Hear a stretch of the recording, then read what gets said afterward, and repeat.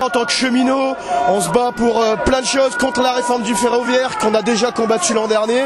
Donc c'est-à-dire là, contre la fermeture des petites gares, contre la fermeture des petites lignes, qu'on arrête ce combat entre le public et le privé au sein de notre entreprise. On se bat aussi pour des meilleures conditions de travail, pour de l'embauche, car on manque d'embauche. Et aujourd'hui, on se fait toujours taper sur les doigts en se disant oui, la SNCF elle est toujours en retard, les trains sont toujours en retard. La faute elle n'est pas aux cheminots, 99,9% des cheminots sont compétents. C'est juste que les gens qui sont au-dessus, la politique actuelle aujourd'hui, elle est de bousiller le service public comme tous les services publics, la poste, etc. Chrétienne, déjà j'ai un petit salaire et à la retraite je sais que je vais encore perdre beaucoup. En tant que femme aussi, puisque il paraît que les enfants maintenant ne seront plus comptabilisés de la même façon. Donc je risque d'avoir, déjà en ayant un petit salaire, d'avoir une retraite qui ne me permette pas de subvenir à mes besoins.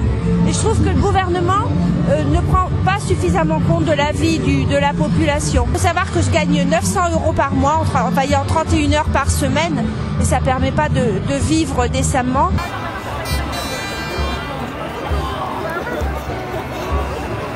Aujourd'hui, on est mécontent de ce qui se passe parce que les retraites ont été gelées, ça fait 10 ans que ça dure. On vient de faire un calcul, les retraités de ce pays ont perdu sur ces 3 dernières années, avec les décisions gouvernementales de gel, la taxation, la CSG et compagnie, ont perdu, tenez-vous bien, une demi-mensualité de retraite en 3 ans. Réforme du bac, surtout par rapport à ça, surtout parce que moi en fait je suis en première, donc je suis en pleine dans les réformes, du coup ça me concerne clairement. Après par rapport aux retraites aussi, parce que je me bats moi aussi pour mes parents, pour mes grands-parents aussi, je me bats pour le futur parce que ça sera nous plus tard.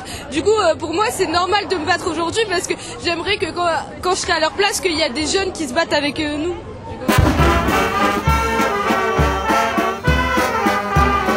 Si on parle des pompiers par exemple aujourd'hui, les sapeurs-pompiers, on est dans un régime spécial, les régimes spéciaux. C'est-à-dire qu'en fait on surcotise tous les mois, donc ça impacte directement forcément sur notre salaire, ce qui fait qu'en fin de carrière, on gagne une année de bonification qui est égale à 5 ans. C'est ce qui fait qu'en fait c'est un départ à la retraite qui est anticipé.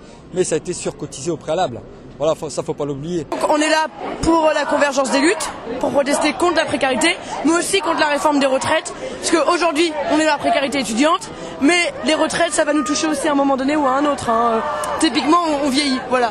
Fermeture des structures et donc comme ils ferment les lits, les patients ils sont dehors et ils suppriment du fait du personnel.